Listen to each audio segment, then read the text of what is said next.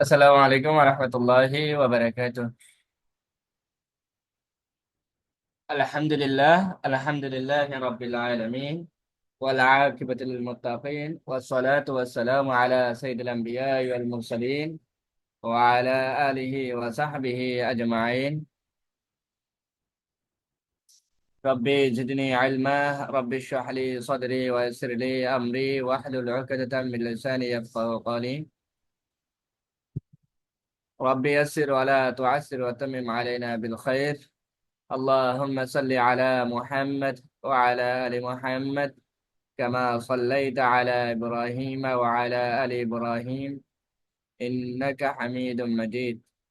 اللهم بارك على محمد وعلى آل محمد كما باركت على إبراهيم وعلى آل إبراهيم إنك حميد مجيد.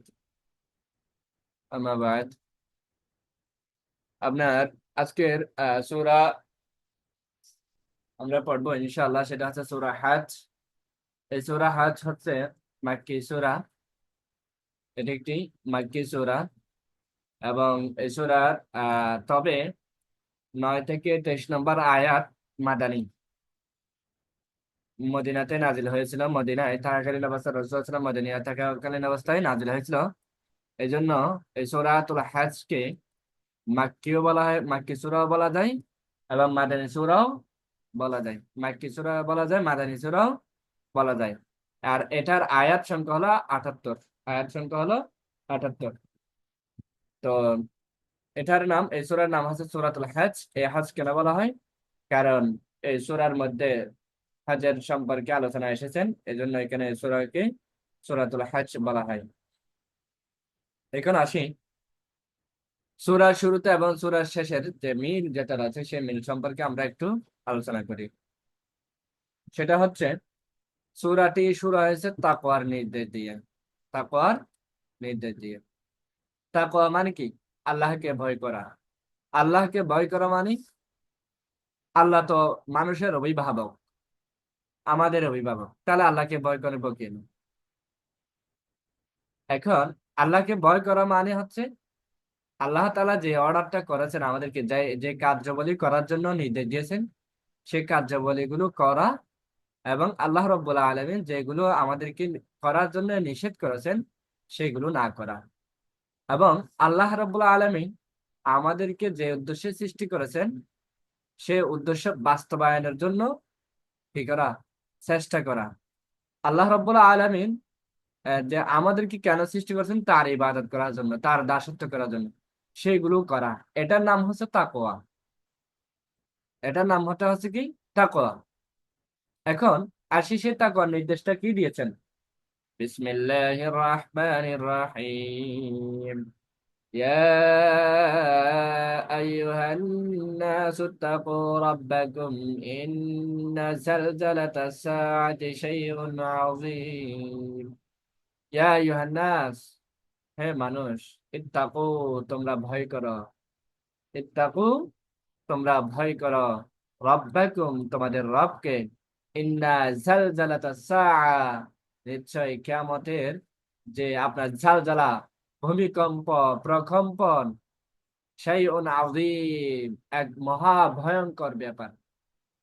কিয়ামত যখন সংঘটিত হবে তখন একটা ভূমিকম্প হবে, একটা কম্পন সৃষ্টি হবে। সেই কম্পনটা কিন্তু নর্মাল কোনো কম্পন না। প্রকম্পিত যেটা হবে সেটা কিন্তু নর্মাল না। সামান্যতম, পৃথিবীতে দেখেন না, আমরা দেখি যে আপনার আফগানিস্তান থেকে শুরু করে বিভিন্ন দেশে যে ভূমিকম্প সামান্য, যে 1 মিনিটের জন্য যে ভূমিকম্প হয়ে থাকে, সেখানের মধ্যে যেমন তুরস্কের মধ্যে একটা ভূমিকম্প হয়েছিল, আমরা দেখেছিলাম কত কোটি কোটি টাকা কি হয়েছে আপনার, কোটি টাকার সম্পদ ধ্বংস হয়ে গেছে, নিমেষে ধ্বংস হয়ে গেছে। বিল্ডিং ধসে পড়ে গেছে, দেখলাম না আমরা তুরস্কের মধ্যে। তো এটা সামান্য 1 মিনিটের চেয়ে কম। আর আল্লাহ রাব্বুল আলামিন যখন কিয়ামতটা সংঘটিত হবে তখন সেই ভূমিকম্পটা, সেই কম্পনটা কি পরিমাণ হতে পারে একটু চিন্তা করলে বোঝা যাবে যে ভূমিকম্পের মাধ্যমে পুরো পৃথিবীটাই ধ্বংস হয়ে যাবে। তাহলে এটার অবস্থা কিরকম হতো? সামান্য একটা দেশের মধ্যে, একটা তুরস্ক একটা দেশের মধ্যে, আমাদের বাংলাদেশে তো মাঝে মাঝে হয় এরকম ভূমিকম্প, অঞ্চল ভিত্তিক। সামান্য এটাতে যদি এত তীব্র পরিমাণ হতে পারে, আল্লাহ রাব্বুল আলামিন যখন কিয়ামতটা যখন সংগঠিত, কিয়ামত যখন সংগঠিত হবে, সেই ভূমিকম্পটা আসলে কিরকম হতে পারে?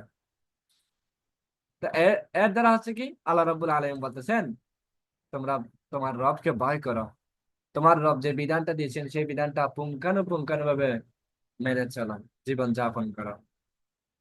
এরপর হচ্ছে এই সূরাটি শেষ হয়েছে তাকওয়ার বেশ কিছু নিদর্শন বর্ণনা করার মাধ্যমে।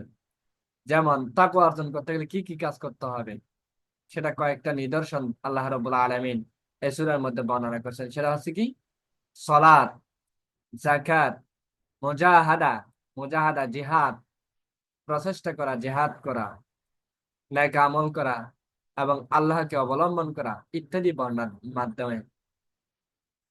وجاهدوا في الله حق جهاده هو اجتباكم وما جعل عليكم في الدين من حرج ملة أبيكم إبراهيم هو سماكم المسلمين من قبل وفي هذا ليكون الرسول شهيدا عليكم وتكونوا شهداء على الناس فأقيموا الصلاة وآتوا الزكاة واعتصموا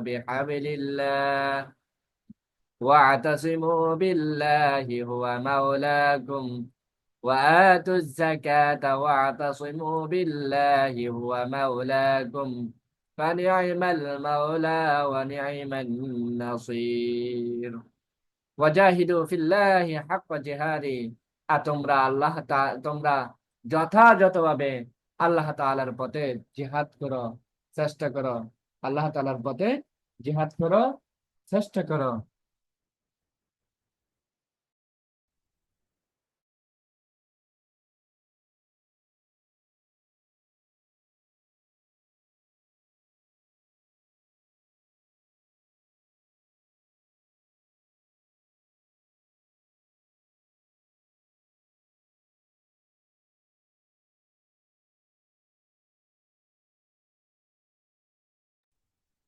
তারপর আসি যে আল্লাহ তাআলাকে তোমরা যথাযথভাবে, কামা হাক্ক, যথাযথভাবে আল্লাহর পথে চেষ্টা সাধনা করা, জিহাদ করা।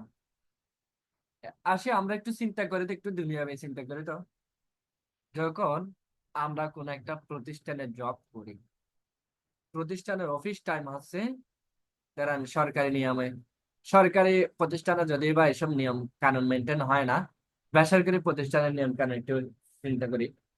ধরেন আপনি একটা বেসরকারি প্রতিষ্ঠানে চাকরি করেন, এবং সেই বেসরকারি প্রতিষ্ঠানের টাইম শিডিউলটা হচ্ছে সকাল 9টা থেকে বিকেল 4টা পর্যন্ত। যখন আপনি সেই সকাল 9টার পরে যখন প্রতিষ্ঠানে উপস্থিত হবেন, তখন আপনাকে সেই প্রতিষ্ঠানের প্রিন্সিপাল বা ডাইরেক্টর আপনাকে নিশ্চয়ই বকা দিবে না? কেন লেট হয়েছে, কি কারণে লেট হয়েছে, জবাবদিহিতার সম্মুখীন হতে হবে কিনা। এমনও কি দেখা যায়, এমনও কি দেখা যায় আপনার শিক্ষা প্রতিষ্ঠানের বেলা, বিভিন্ন প্রাইভেট প্রতিষ্ঠানে বা শিক্ষা প্রতিষ্ঠানে দেখা যায় যে আপনার হচ্ছে 3 দিন লেট করলে বা একদিন বা 2 দিন লেট করলে কি দেওয়া হবে, বেতন কেটে নেওয়া হবে, একদিনের বেতন কেটে নেওয়া হবে। এরকম বিভিন্ন নিয়ম কানুন আসে না? তাহলে দেখেন যে যে বান্দা সামান্যতম একটা 1 মিনিট 2 মিনিট 5 মিনিট লেট খাওয়াটা সহ্য করতে পারে না, তার দায়িত্বটা ঠিকভাবে পালন করেন, এবং সেই বেতনটা যাতে বসের কি একটু বকা শুনতে না হয়, যাতে বেতন কাটতে না হয়, কাটা না যায়, সেজন্য আমরা কি করি, টাইমের আগেই প্রতিষ্ঠানে উপস্থিত হয়ে যাই, সময়ের প্রতি সচেতন থাকি। অথচ যে যে আল্লাহ রাব্বুল আলামিন আমাদেরকে সৃষ্টি করেছেন বা যে বসকে সৃষ্টি করেছেন, সে আল্লাহ রাব্বুল আলামিনের জন্য কি আমরা সেভাবে টাইমটা কি মেনটেন করেছি? সেভাবে কি আমরা মুজাহাদা করেছি যে আল্লাহ রাব্বুল আলামিন যেটার জন্য আমাদেরকে, যে ফ্রিতে আমরা অক্সিজেন খাচ্ছি, তার রিজিক খাচ্ছি, এবং আমরা কোনো ধরনের বিনিময় ছাড়া যে আপনার আল্লাহ তাআলা জমিনের মধ্যে কোনো ট্যাক্স ছাড়া তার জমিনের মধ্যে আমরা বসবাস করতেছি, সেটাকে আমরা যথাযথভাবে আদায় করতেছি কিনা, তার আনুগত্য, তার এই বাধাটা যথাযথভাবে করতেছি কিনা, একটু চিন্তা করলে আশা করি আমাদের থোড়া একটা বের হয়ে যাবে। এরপর বলা হচ্ছে হুয়া তাবাকুম ওয়া মা জাআলা আলাইকুম ফিদ-দীন মিন হারাজ। হুয়া তাবাকুম, আর তিনি তোমাদেরকে মনোনীত করেছেন। ওয়া মা জাআলা আলাইকুম ফিদ-দীন মিন হারাজ মিল্লাতা আবিকুম ইব্রাহিমা। আর তিনি তোমাদের উপর, আর তিনি কি তোমাদের উপর দিনের ব্যাপারে মিন হারাজ কোন রকম কঠোরতা, কোন রকম কাঠিন্যতা আরোপ করেননি, চাপিয়ে দেন নাই। কোন বিধান কোনো কিছু তিনি কিন্তু কি দেন নাই, চাপিয়ে দেননি, কঠোরতা দেন নাই।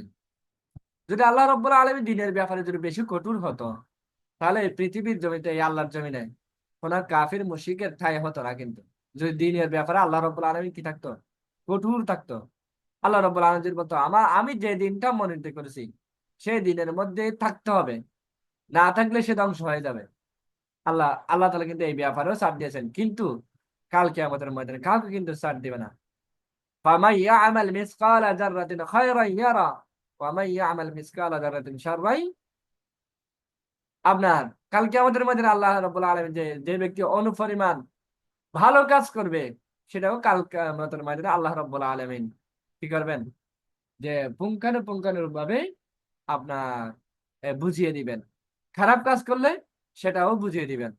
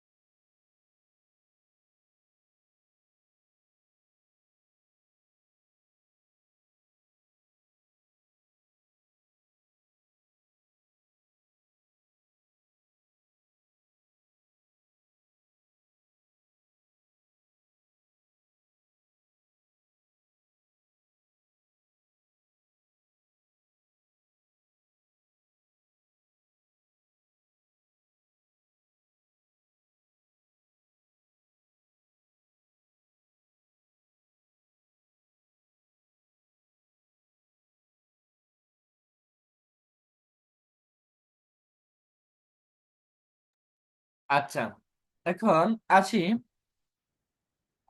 তো আল্লাহ রাব্বুল আলামিন দিনের ব্যাপারে কার উপর তিনি করেন নেই, কঠিন করেন নেই, কার উপর কঠোরতা আরোপ করেননি, ছাড় দিয়েছেন। এবার আছি মিল্লাতা আবিকুম ইব্রাহিমা। আর এটা আল্লাহ রাব্বুল আলামিন বলতেছেন এই দিনটা কার মিল্লাত, তোমাদের পিতা ইব্রাহিমের মিল্লাত। হুয়া সাম্মাকুমুল মুসলিমিনা মিন ক্বাবলু।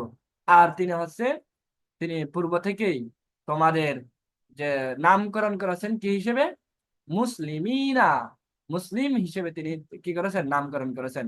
ওয়াফি হাজা, এবং এখানে অর্থাৎ এই কিতাবও মুসলিম হিসেবে নামকরণ করা হয়েছে।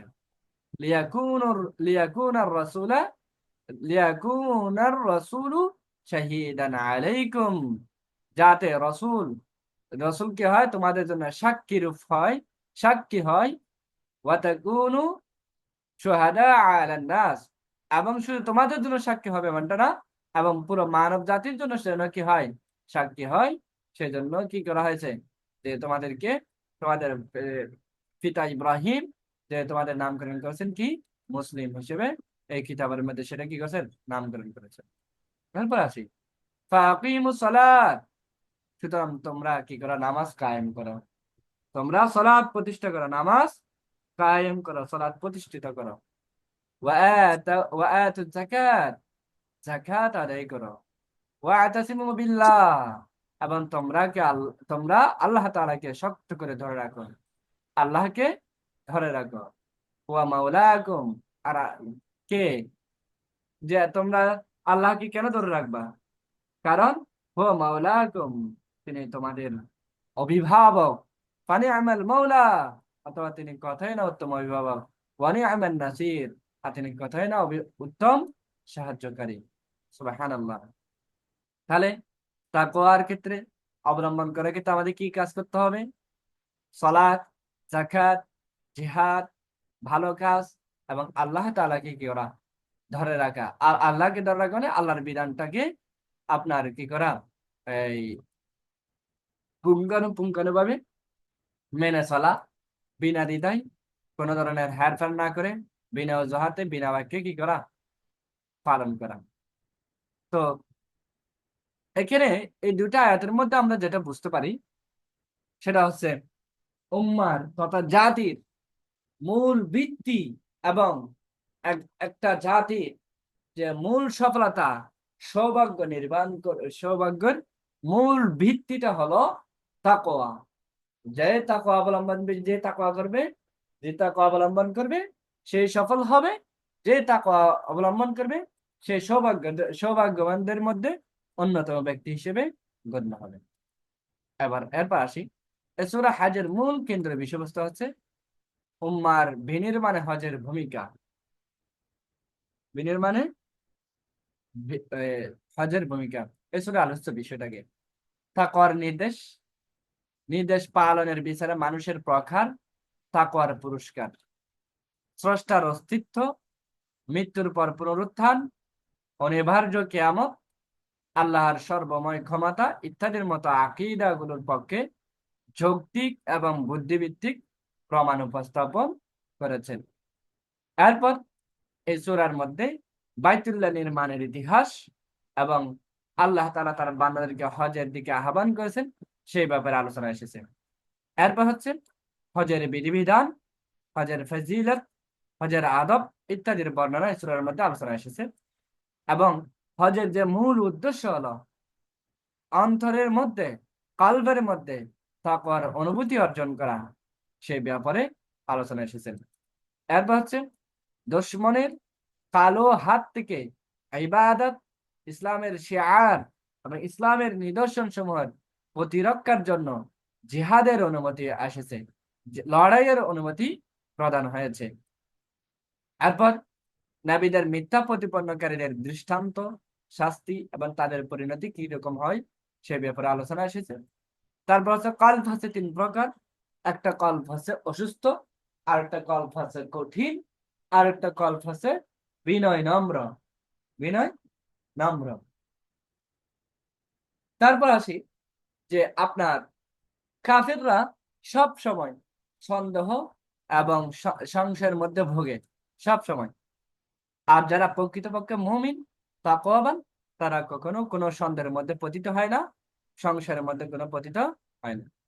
এরপর হচ্ছে দ্বীনের নসরত, দ্বীনের সাহায্যের লক্ষ্যে আল্লাহ তাআলার রাস্তায় হিজরতের ফজিলত এবং হিজরতের যে পুরস্কার সেই ব্যাপারে এখানে আলোচনা করেছেন। এবং আল্লাহ তাআলা দুনিয়াতেও মুহাজিরদের রিজিক দান করবেন এবং আখিরাতে তাদের রিজিক দান করবেন, সে ব্যাপারে সূরাতে আলোচনা এসেছে। এরপর বাস্তব দৃষ্টান্ত, অর্থাৎ বাস্তব প্র্যাকটিক্যাল উদাহরণ পেশ করার মাধ্যমে কাফিরদের যে আকীদা যেগুলো ছিল, ভ্রান্ত ধারণা যেগুলো ছিল, সেগুলোর ব্যাপারে এখানে পবিত্র সূরাতুল হজের মধ্যে আপনার কি করা হয়েছে, খণ্ডন করা হয়েছে। এরপর আসে আনুষঙ্গিক বিষয়, গোটা বিশ্বজগৎ মহান আল্লাহ রাব্বুল আলামিনকে সিজদা করে, কিন্তু আল্লাহ তাআলা চাঁদ, সূর্য, তারা চতুষ্পদ জন্তুর কথা কিন্তু কি করেছেন, উল্লেখ করেছেন। কারণ অনেক অনেক মুশরিক যারা আছে, যারা চাঁদকে রব হিসেবে মানে, সূর্যকে রব হিসেবে মানে, ধারাকে রব হিসেবে মানে, এবং এই আপনার হচ্ছে চতুষ্পদ জন্তুকে রব হিসেবে মানে, পূজা করেন। তাই আল্লাহ তাআলা যে সুস্পষ্ট ভাষায় বলেছেন যে চাঁদ, তারা, সূর্য, চতুষ্পদ জন্তু এগুলি সবাই আল্লাহ তাআলার সৃষ্টি, আর তিনি এগুলি দেখাশোনা করে থাকেন। আর তারা স্রষ্টাকে কি করে থাকেন, সিজদা করে থাকেন। এই ব্যাপারে এখানে আলোচনা এসেছেন, গুরুত্বপূর্ণ আলোচনাগুলো। এরপর আসি আমাদের, সেটা হচ্ছে যারা পায়ে হেঁটে হজ করতে আসে, আল্লাহ তাআলা তাদের কথা আগে উল্লেখ করেছেন। এবং যারা পশুর উপর সওয়ারি হয়ে, পশুর উপর আপনার কি করে বাহন হয়ে যারা হজ করতে যায়, তাদের কথা আল্লাহ রাব্বুল আলামিন পরে উল্লেখ করেছেন। কারণ হচ্ছে আল্লাহ রাব্বুল আলামিন এখানে এই যারা পায়ে হেঁটে হজ করতে যায় তাদের কথা আগে উল্লেখ করেছেন, কারণ তারা বহু কষ্ট, বহু ত্যাগ স্বীকার করে পায়ে হেঁটে এসে আল্লাহ তাআলার সন্তুষ্ট অর্জনের জন্য আপনার হচ্ছে হ্যাঁ হজ করতে এসেছেন। সেজন্য আল্লাহ রাব্বুল আলামিন সেই বান্দার যে প্রতিদান দেওয়ার জন্য, বান্দার অন্তরকে প্রশান্ত করার জন্য আল্লাহ রাব্বুল আলামিন তাদের কথা আগে এনেছেন। আর যারা সওয়ারি হয়ে পশুর পর বাহন করে যারা যেসব হাজিরা আপনার কি করেছেন, হজ করেছেন, তারাও যেন যারা পায়ে হেঁটে এসেছেন তাদেরকে তুচ্ছ মনে না করেন। সেজন্য তাদের গুরুত্ব মর্যাদা দেওয়ার জন্য আল্লাহ রাব্বুল আলামিন তাদের কথা আগে বলেছেন, এনেছেন। এমন তো অনেকে আছে যে এরকম টিটকারিও করতে পারে, "এহ, তোর তো কোনো টাকা পয়সা নাই, তুই কেন পায়ে হেঁটে আসছিস? আমার টাকা পয়সা আছে, আমি সেই জন্য গাড়ি করে এসেছি।" তাই না? ধরেন একটা বিষয় আমাদের, যে সমাজের মধ্যে দেখে যায় যার পার্সোনাল গাড়ি আছে সে তার কত হাব ভাব, আর যে লোকাল গাড়িতে চড়ে তার কিন্তু, তাকে কিন্তু অনেক মানুষ আছে তাকে ডিনাই করে, হ্যাঁ, ইগনোর করতে চাই। কারণ তার পার্সোনাল গাড়ি আছে আর আর জনের পার্সোনাল গাড়ি নাই, তাই না? এই আর কি। অথচ দুইজনের কষ্টটা কিন্তু এ, যার পার্সোনাল গাড়ি আছে তার কষ্ট চেয়ে যে লোকাল গাড়িতে চলাচল করে তার কষ্টটা কিন্তু খুব বেশি হয়, তাই না?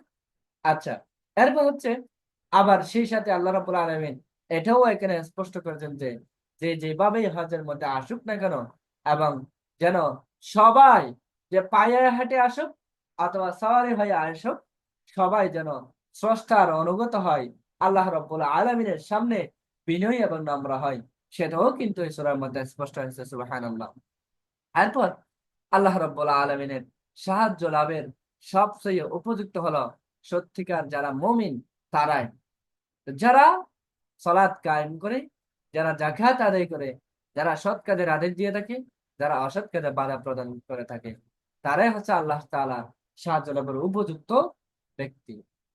এবং আরো কি কি আলোচনা এসেছেন, শিরকের ভ্রান্তি, মুশরিকদের মূর্খতা এবং তাদের জ্ঞান বুদ্ধিতার অসারতা এখানে সূরার মধ্যে তুলে ধরতে গিয়ে, আলোচনা করতে গিয়ে আল্লাহ রাব্বুল আলামিন তাদেরকে মাছির সাথে তুলনা করেছেন, মাছির উদাহরণ দিয়েছেন। কারণ হচ্ছে মাছি একটা ক্ষুদ্র, মাছি একটা দুর্বল প্রাণী, মাছি একটা তুচ্ছ, দুর্বল, নোংরা একটা পতঙ্গ, কিন্তু সংখ্যায় অনেক, অনেক, সংখ্যায় কি অনেক। এরপর আসি আপনার এই সূরার বেশ আশ্চর্য কয়েকটা বৈশিষ্ট্যগুলো রয়েছে। তার মধ্যে কয়েকটা হলো, এই সূরাটি মাক্কি আয়াতে রয়েছে, আবার মাদানী আয়াতে রয়েছে। অর্থাৎ এই সূরাকে মাক্কি সূরা বলা যেতে পারে, মাদানী সূরাও বলার অপশন আছে। কারণ এখানে 9 থেকে 23 পর্যন্ত মদিনা থাকাকালীন অবস্থায় আপনার নাজিল হয়েছে। এরপর দিনে নাজিল হওয়া আয়াত যেমন রয়েছে এই সূরার মধ্যে, ঠিক তদ্রুপ এই সূরার মধ্যে রাতে নাজিল হয়েছে এমন আয়াতও রয়েছে। আবার এই সূরার মধ্যে সফরে থাকা অবস্থায় আয়াত নাজিল হওয়া যেমন রয়েছে, ঠিক তদ্রুপ আপনার ঘরে থাকা অবস্থায় যে নাজিল হয়েছে এমন সূরাও, এমন আয়াতও এই সূরার মধ্যে অন্তর্ভুক্ত হয়েছে। এবং এই সূরার মধ্যে দুটি সিজদার আয়াত আছে, তিলাওয়াতে সিজদা রয়েছে। এবং এই সূরা এমন একটি সূরা যার নাম, ইসলামের যে 5টি রোকন রয়েছে সে 5টি রোকনের অন্যতম একটি রোকেনের নামে এই সূরার নামকরণ হয়েছে। এবার আসি সম্মানিত যে আপনার হচ্ছে হজ হচ্ছে আমাদের হাসরের ময়দানের কথা মনে করে দিয়ে থাকে। কিভাবে? সকল মানুষ ঘরে ঘরে সূর্যের নিচে একই জায়গায়, একই স্থানে, একই সময়ে, একই পোশাকে হজ পালন করে থাকেন। এটাও হাসরের ময়দানের কথা স্মরণ করে দেন। এবং হজ আমাদেরকে মৃত্যুর পর পুনরুত্থানের কথা স্মরণ করে দিয়ে থাকে। আরাফাতের ময়দানে অবস্থানের সময় ক্লান্ত শ্রান্ত ঘুমন্ত হাজিরা যখন মুয়াজ্জিনের ডাকে একসঙ্গে ঘুম থেকে জেগে ওঠে, তখন পুনরুত্থানের কথাও মনে পড়ে। এরপরে হজের সঙ্গে জেহাদের সাদৃশ্য পাওয়া যায়। মুজাহিদগণের মতো যারা জেহাদ করে তাদের মতো হাজিগণও নির্দিষ্ট সময়ে, নির্দিষ্ট জায়গায়, নির্দিষ্ট আমলগুলো আদায় করে, নির্দিষ্ট সময়ে গমনাগমন করে, যেখানে যেতে হয় সেখানে যায়, নির্দিষ্ট স্থানে রাত যাপন করে। তাই তো হজ, তাই তো হজের আয়াতের পরে জিহাদের আয়াতও এসেছে।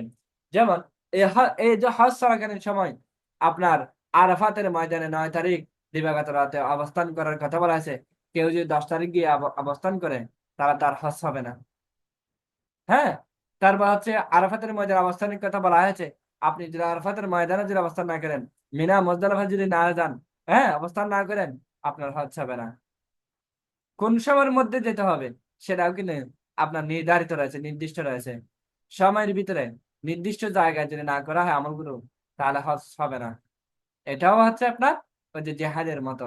আপনাকে জেহাদের একটা কঠোর মুজাহাদা, পরিশ্রম করতে হয়, কৌশল অবলম্বন করতে হয়, এবং আরো শারীরিক, আর্থিক, মানসিক সবকিছু কি হতে হয়, ত্যাগ করতে হয়। এটাও একটা হজের মতো। এই জন্য আল্লাহ রাব্বুল আলামিন হজের পর্বত জিহাদের কথা বলেছেন এই সূরাটি শেষে এবং শুরুতে। আল্লাহ রাব্বুল আলামিনের আনুগত্যের কথা স্মরণ করিয়ে দিয়ে সূরাটি শুরু এবং শেষ করেছেন। সুবহানাল্লাহ। এরপর আসি সূরা মুমিনুনের আলোচনার মধ্যে আসি। এই সূরা মুমিনুন হচ্ছে, এটা একটি মাক্কি সূরা। আর এটার আয়াত সংখ্যা হলো 118। 118। আল্লাহ রাব্বুল আলামিন এই সূরার নামকরণ করেছেন আল মুমিনুন, এবং এই সূরাটির নামকরণ করেছেন কদ আফলাহা। কদ আফলাহা শব্দের অর্থ হচ্ছে সফল হয়েছে। আল্লাহ রাব্বুল আলামিন এই সূরাকে কেন সূরা মুমিন কেন বলা হয়েছে? কারণ এই সূরাতে আপনার মুমিনদের বৈশিষ্ট্য এবং তাদের পুরস্কারের কথা বর্ণনা করে দিয়েছেন। এবং এই সূরাতে কদ আফলাহা দিয়ে শুরু হয়েছেন। এই জন্য এই সূরাকে সূরা কদ আফলাহা হিসেবেও নামকরণ করা হয়েছে। সূরার শুরুতে এবং শেষের সাথে মিল। সূরাটি শুরু হয়েছে কদ আফলাহাল মুমিনুন, নিশ্চয় নিশ্চয় মুমিনগণ সফল কাম হয়েছে। এবং শেষে বলা হয়েছে ইন্নাহু লা ইউফলিহুল কাফিরুন, নিশ্চয় কাফেররা কি হবে না? সফল কাম হবে না। তা কাফেররা সফল কাম না হলে কারা হবে? মুমিনগণ, মুসলিমগণ সফল হবেন। কি অপূর্ব মিল দেখেন, সুবহানাল্লাহ। এরপর আসি আপনার এই সূরা নাসিহা, দাওয়া, এগুলো মানব জাতির জন্য আল্লাহ তাআলার রহমত। এছাড়াও এই সূরার মধ্যে আরো একটি মিল রয়েছে। এই সূরার মধ্যে কি রয়েছে? আরো একটি মিল রয়েছে, সেটা হচ্ছে কি এই সূরাটির শুরু হয়েছে আপনার শুরুর দিকে, আর সাথে আল্লাহ রাব্বুল আলামিন বলতেছেন শুরুর দিকে ওয়ালাকাদ খালাকানাল ইনসানা মিন সুলালাতিন মিন তিন, নিশ্চয় আমি মানুষকে মাটির উপাদান থেকে সৃষ্টি করেছি। নিশ্চয় আমি মানুষকে মাটির উপাদান থেকে কি করেছি? সৃষ্টি করেছি। আবার এই সূরা শেষ হয়েছে, শেষের দিকে আল্লাহ রাব্বুল আলামিন এটা বলছেন আফা হাসিবতুম আন্নামা খালাকনাকুম আবাসা ওয়া আন্নাকুম ইলাইনা লা তুরজাউন। আফা হাসিবতুম, তোমরা কি মনে করো, আন্নামা খালাকনাকুম, আমি তোমাদেরকে সৃষ্টি করেছি আবাসান, অনর্থক ভাবে, এমনি এমনি আমি তোমাদেরকে সৃষ্টি করেছি, এমনটা কি তোমরা মনে করো? ওয়া আন্নাকুম ইলাইনা লা তুরজাউন, আর তোমরা কি আমার নিকট ফিরে আসবে না? দেখেন, প্রথমত আল্লাহ রাব্বুল আলামিন বলতেছেন যে আমি মাটির উপাদান থেকে মানুষকে সৃষ্টি করেছি। আল্লাহ তাআলা বলতেছে আমি তোমাদেরকে তো এমনি এমনি সৃষ্টি করেছি, এমনটা মনে করতেছো নাকি? একটু ধমকে সুরে সুরে বলা হয়েছে আর কি। আর একটা ধমক দিয়েছে কি যে তার কাছে ফিরে যেতে হবে, স্মরণ করে দিয়েছেন। তাহলে এই আয়াত দুটির শুরু এবং শেষের যে করার কারণ হলো মানুষ সৃষ্টির হিকমত, মানুষ সৃষ্টির উদ্দেশ্য এগুলো বর্ণনা করা এবং এই কথাও স্পষ্ট করা ঈমান আনয়ন এবং মুমিনদের গুণাবলী অর্জন করা ব্যতীত সাফল্য লাভের কোনো উপায় নাই। এই ব্যাপারে মেসেজ দেওয়ার জন্য এটাই আল্লাহ রাব্বুল আলামিন আয়াতগুলো না কি আলোচনা করেছেন কোরআনের মধ্যে। আবার এই সূরার কেন্দ্রীয় বিষয়বস্তুটা কি? মুমিনদের গুণাবলী কাফিরদের পরিণতি সম্পর্কে তুলনামূলক পর্যালোচনা করা হয়েছে। মুমিনদের গুণাবলী এবং কাফিরদের পরিণতি সম্পর্কে কি করা হয়েছে? তুলনামূলকভাবে পর্যালোচনা করা হয়েছে। এই সূরার আলোচ্য বিষয় হলো মুমিনদের গুণাবলী 1 থেকে 9 এবং মুমিনদের পুরস্কার 10 10 এবং 11। তারপর প্রজন্ম পরম্পরায় মুমিনদের ইতিহাস 23 থেকে 50 এবং মুমিনদের আরো কিছু গুণাবলী। এরপর যৌক্তিক এবং বুদ্ধিবৃত্তিক প্রমাণ উপস্থাপনের মাধ্যমে কাফিরদের খণ্ডন করা হয়েছে এবং মুমিন এবং কাফিরদের পরিণতি সম্পর্কে আলোচনা হয়েছে। এরপর হচ্ছে আল্লাহ রাব্বুল আলামিনের কাছে ক্ষমা প্রার্থনা করা, দয়া প্রার্থনা করা, আল্লাহর প্রতি মনোনিবেশ করার দলিল উপস্থাপন করা হয়েছে। আর এটাই হলো মুমিনদের গুণাবলীর মধ্যে শ্রেষ্ঠ গুণাবলীর মধ্যে অন্যতম একটি গুণাবলী। আনুষঙ্গিক বিষয় হচ্ছে কোরআনুল কারীমে মহান আল্লাহ তাআলা মাত্র 2টি জায়গায় জান্নাতুল ফেরদৌসের কথা বলেছেন। এক সূরাতুল কাহফ, 2 সূরাতুল মুমিন, সূরাতুল মুমিনুন, সূরাতুল মুমিনুন এবং সূরাতুল কাহফ। এই 2টি সূরার মধ্যে আল্লাহ তাআলা জান্নাতুল ফেরদৌসের কথা বলেছেন।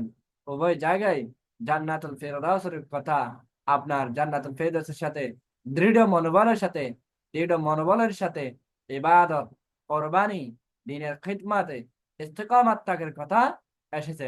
যেমনটা আসহাবে কাহাফের ঘটনা এবং এই সূরার মধ্যে সূরা মুমিনের মধ্যে আপনার মুমিনের গুণাবলী থেকে স্পষ্টভাবে এই কথাগুলো বোঝা যায়। আর বলছে আমাদের সবসময় আত্মপর্যালোচনা করা উচিত, আত্মসমালোচনা, আত্মপর্যালোচনা করা উচিত।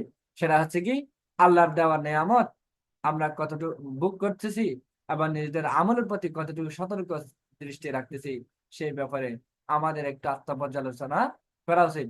আল্লাহর দেওয়া যে নিয়ামত ভোগ করতেছি, যে আল্লাহর নিয়ামত ভোগ করতেছি সে আল্লাহর আমরা কি করতেছি কিনা, যে আপনার হচ্ছে আহ তার গুণ ইবাদত করতেছি কিনা, তার দেওয়া পথে চলতেছি কিনা। যে আমরা এই আপনার বলতেছি যে প্রতি নামাজে ওয়াক্তে বলতেছি ইহদিনাস সিরাতাল মুস্তাকিম, আল্লাহ আপনি আমাদেরকে সহজ সরল সঠিক পথ দেখান। এবং আরো বলতেছি সিরাতাল্লাযীনা আনআমতা আলাইহিম গায়রিল মাগদুবি আলাইহিম ওয়ালাদ-দালিন, পথভ্রষ্ট অভিশপ্ত পথ না দেখানোর কথা বলা হয়েছে। আবার বলতেছি আল্লাহ তোমারই ইবাদত করতেছি, আবার তোমারই কাছে সাহায্য চাই। আসলে এগুলো মুখে বলতেছি ঠিকই, কিন্তু আমলের মাধ্যমে আমরা বাস্তবায়ন করতেছি কিনা সে ব্যাপারেও আপনার আত্মপর্যালোচনা করা উচিত।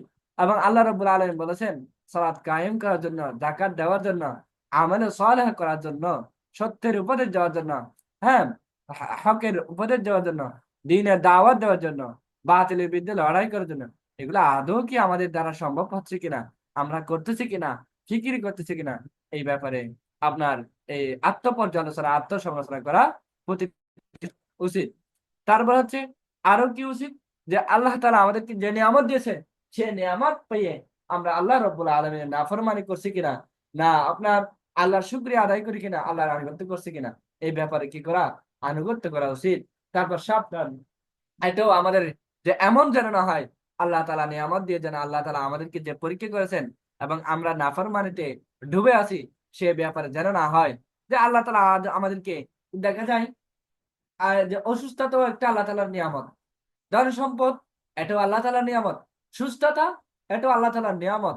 ঠিক আছে, এখন অসুস্থতা আল্লাহ তাআলার নিয়ামত কেন বললাম, কারণ আল্লাহ রাব্বুল আলামিন যখন কোন মুমিন বান্দাকে কোন মানুষকে যখন কবুল করতে চায়, তো তার মকবুল বান্দা হিসেবে কবুল করতে চায়, হাদিসের মধ্যে এসেছেন তার 2টা জিনিসের মাধ্যমে আল্লাহ রাব্বুল আলামিন কি করেন, পরীক্ষা করেন। এক, ধন সম্পদ দেওয়ার মাধ্যমে মানুষকে পরীক্ষা করে থাকেন সে আসলে আল্লাহর মকবুল বান্দা হওয়ার উপযুক্ত কিনা। 2, অসুস্থতার মাধ্যমে আল্লাহ রাব্বুল আলামিনের আনুগত্য স্বীকার করে কিনা, সবর করে কিনা, ধৈর্যশীলতা অর্জন করে কিনা। এই দুইটা জিনিস দেওয়ার মাধ্যমে আল্লাহ রাব্বুল আলামিন বান্দাকে তার মকবুল বান্দা হওয়ার উপযুক্ত কিনা সেটা কিন্তু পরীক্ষা করে থাকেন। এছাড়া আল্লাহ রাব্বুল আলামিন আরো বিভিন্ন উপায়ে তো পরীক্ষা করে থাকেন। এই জন্য এটাও কিন্তু আমাদের আত্মপর্যালোচনা আত্মসমালোচনা করা দরকার।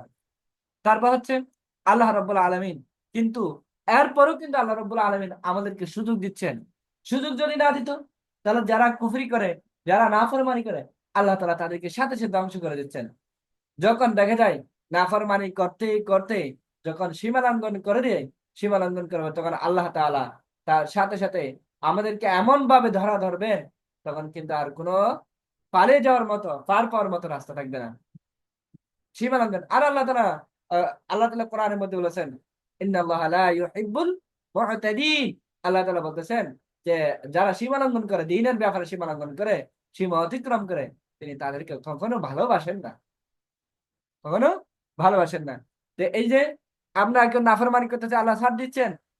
যেমন দেখেন দুনিয়ার মধ্যে যারা জুলুম করে, যারা জালেম, তাদের পরিণতি ঠিক হয়ে তাদেরকে আল্লাহ তাআলা দুনিয়ার মধ্যে দিয়ে থাকেন, দুনিয়ার মধ্যে শাস্তি দিয়ে থাকেন, এবং আখিরাতেও শাস্তি তো দিবেন দিবেন। যারা পাপ কাজ করে থাকে তাদের শাস্তি কিন্তু আল্লাহ তাআলা দুনিয়ার মধ্যে দিয়ে থাকেন, আবার আখিরাতেও তো দিবেনই দিবেন।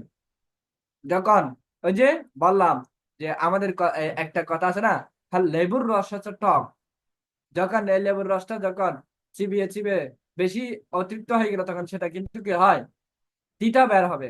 এরকম কথা বলি না? ঠিক ঠিক এটাই আর কি। যখন নাফরমানি করতে করতে, আল্লাহর অপরাধ করতে করতে, যখন আল্লাহ তাআলা যখন একটা কি হয়ে যাবে, আপনার সীমাক্রম যখন হয়ে যাবে, আল্লাহর একটা সীমাবদ্ধতা যেটা আছে বান্দার প্রতি, সেই সীমা অতিক্রম যখন হয়ে যাবে, তখন আল্লাহ তাআলা এমন ভাবে ধরবেন, এই ধরার মধ্যে আর রেহাই পাওয়া যাবে না। আল্লাহ তাআলা আমাদেরকে হেফাজত করুন। এরপর হচ্ছে আল্লাহ রাব্বুল আলামিন বলেন, ওয়াল্লাযীনা ইউতুনা মা আতাও ওয়া কুলুবুহুম ওয়াজিলাতুন আন্নাহুম ইলা রাব্বিহিম রাজিউন। ওয়াল্লাযীনা ইউতুনা, আর যাদেরকে দেওয়া হয়েছে, যাদেরকে কি দেওয়া হয়েছে, মা আথাও, যা দেওয়ার, যাদেরকে যা দান করার কথা তা দান করে, ওয়াকুলুবুহুম, এবং তাদের অন্তরে আপনার ওয়াজিলাত কি হয়েছে, আপনার যাদেরকে আপনার যা দান করা তা দান করে, আপনার অন্তরটা কি হয়, প্রকম্পিত হয়, ভূমিকম্প সৃষ্টি হয়, ভীত সৃষ্টি হয়। আন্নাহুম ইলা রাব্বিহিম রাজিউন, যারা তাদের রবের আপনার হচ্ছে কি করে, তাদের রবের নিকট কি করবে, প্রত্যাবর্তন করবে এই বিশ্বাসে।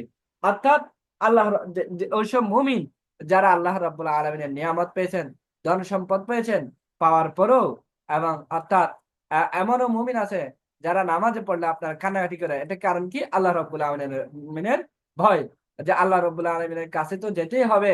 হ্যাঁ, এই যে এটার এই যে জবাব কিভাবে দিব, আল্লাহ রাব্বুল আলামিন যে আমাকে সম্পদ দিয়েছেন, এই সম্পদের হিসাব তো নিবেন। হাত পা, ভাই বোন, আঙ্গুল, চুল, চোখ, এগুলো কোনো কাজে আসবে না কালকে আমাদের ময়দানে। আপনি একাই থাকবেন কালকে আমাদের ময়দানে, সবাই একাই থাকবে। হাত বলবে, আল্লাহ আমি তো অক্ষম ছিলাম, আমি ওই খারাপ কাজের প্রতি চাই নাই, কিন্তু আমাকে জোর করে করাইছে। চোখ বলবে, আল্লাহ আমি তো দেখতে চাইনি, কিন্তু আমাকে দেখাইছে, আমি তো অক্ষম ছিলাম। তারপর চুল বলবে, চুল একমত হাদিসের মধ্যে চুল ফককে নিয়ে কাজ করবে। তারপর পা বলবে, আমি হেঁটে যেতে চাই না পাপ কাজের মধ্যে, আমাকে নিয়ে গেছে। সবাই এভাবে বিরুদ্ধে বিরুদ্ধে সাক্ষী দিবে। বুঝতে পারছেন? তো এই যে আপনার যারা যারা আল্লাহর কাছে ফিরে যাওয়ার ভয়ে যারা কান্নাকাটি করে, তো তাদের ব্যাপারে আপনার আল্লাহ তাআলা এটাই বলতেছেন। অর্থাৎ এটা হচ্ছে অন্তরের পরিশুদ্ধি এবং এখলাসের অন্যতম একটা মাধ্যম। সেটা হচ্ছে বান্দা যখন আপনার সব সময় তার ইবাদত কবুল না হওয়ার ভয়ে কি করে, ভয় করে। যা আসলে যে মুমিন বান্দা হচ্ছে তারাই, যে তারা ভয় করে আমার ইবাদত আদৌ কি কবুল হচ্ছে কিনা, এটা অন্তরের মধ্যে সবসময় ভয় থাকে। এরপর আছে এই ব্যাপারে ব্যাপারে উম্মুল মুমিনিন আয়েশা সিদ্দিকা রাদিয়াল্লাহু তাআলা রাসূল সাল্লাল্লাহু আলাইহি ওয়াসাল্লামকে জিজ্ঞেস করেন, যারা ভয়ে ভয়ে গুনাহ করে তাদের কথা বলা হচ্ছে, ভয়ে ভয়ে যারা গুনাহ করে তাদের কথা বলা হচ্ছে কিনা? তখন আল্লাহ রাসূল সাল্লাল্লাহু আলাইহি ওয়াসাল্লাম বলেছেন, না না না, এখানে তাদেরই কথা বলা হচ্ছে যারা ভয়ে ভয়ে সালাত আদায় করে, যে সালাত ঠিক মতো আদায় হচ্ছে কিনা, হ্যাঁ, এবং সালাত কবুল হচ্ছে কিনা। আর এবং যারা ভয় ভয়ে শ্রম পালন করে, যারা ভয় ভয়ে সাদাকা করে, এবং তাদের ভয় হলো আল্লাহ হয়তো তাদের এইসব নেক আমল কবুল করবেন না, এটাই সবসময় ভয় করে, তাদের কথা বলা হচ্ছে। এরপর হচ্ছে রবি বিন হুসাইম রহিমাহুল্লাহ, সৈয়দনা আব্দুল্লাহ বিন মাসউদ রাদিয়াল্লাহু তাআলা আনহুর ছাত্রদের মধ্যে অন্যতম একজন ছাত্র। তিনি তার ঘরে একটি খবর করে রেখেছিলেন। কে? রবি বিন হুসাইম রহিমাহুল্লাহ তার ঘরের মধ্যে একটা কবর খনন করেছিলেন। যখন তার অন্তরে কাঠিন্য অনুভব করতেন, কঠিন হৃদয় অনুভব করতেন, তখন তিনি কবর গিয়ে শীত হয়ে বেশ কিছুক্ষণ শুয়ে থাকতেন। দেখেন, রবি বিন হুসাইম রহিমাহুল্লাহ, এবং বলতেন রব্বির জিউন লাআল্লি আ'মালু সালিহান ফীমা তারাকতু ফীমা তারাকতু রব্বি, হে আমার রব, ইরজিউন, আমাকে এই দুনিয়াতে আবার ফিরিয়ে দিন, আমাকে দুনিয়াতে আবার ফিরিয়ে দিন। লাআল্লি আ'মালু সালিহা ফীমা তারাকতু, যাতে আমি নেক আমল করতে পারি, আমল সালেহ করতে পারি। ফিমা তারাকতু, যা আমি যে আমলগুলো করতে পারিনি, পূর্ণ করতে পারিনি, সেই আমলগুলো যেন করতে পারি, সেজন্য আমাকে আবার দুনিয়াতে ফিরিয়ে দিন। এটা কি বলতেন? খবরে শুয়ে শুয়ে বলতেন। দেখেন তাদের কি পরিমাণ মুজাহাদা দ্বীনের প্রতি। আল্লাহ রাব্বুল আলামিন আমাদেরকেও কবুল করুক এভাবে মুত্তাকি হওয়ার জন্য।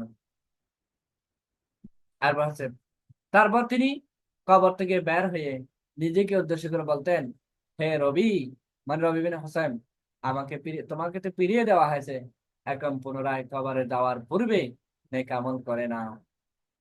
দেখেন কি পরিমাণ মুজাহাদা। এরপর আসি সূরাতুন নূর।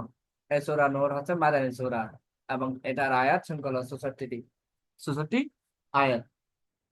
এরপর আসি এই সূরা নূর, আলো, নূর শব্দটা আলো, কারণ এই সূরায় ইসলামের আলোকিত বিধিবিধান আলোচনা হয়েছে। ইসলামী মূল্যবোধ, ইসলামী লেনদেন, শিষ্টাচার, সচ্চরিত্র ইত্যাদি সম্পর্কে গুরুত্বপূর্ণ হুকুম আহকাম এই সূরার মধ্যে কি করা হয়েছে? সন্নিবেশিত হয়েছে। এই সূরার ফজিলত, এই সূরার গুরুত্ব, এই সূরায় উম্মুল মুমিনিন হযরত আয়েশা সিদ্দিকা রাদিয়াল্লাহু তাআলা আনহার চারিত্রিক পবিত্রতা, পাপ পঙ্কিলতা থেকে মুক্তির কথা বর্ণিত হয়েছে এই সূরার মধ্যে। তারপর হচ্ছে সূরার শুরুতে এবং সূরার শেষের যে মিল রয়েছে সেটা হচ্ছে, সূরাটি শুরু হয়েছে মহান আল্লাহ তাআলার নির্দেশ, যারা অমান্য করে, জিনায় লিপ্ত হয়, তাদের শাস্তির বর্ণনার কথা দিয়ে সূরাটি শুরু হয়েছে।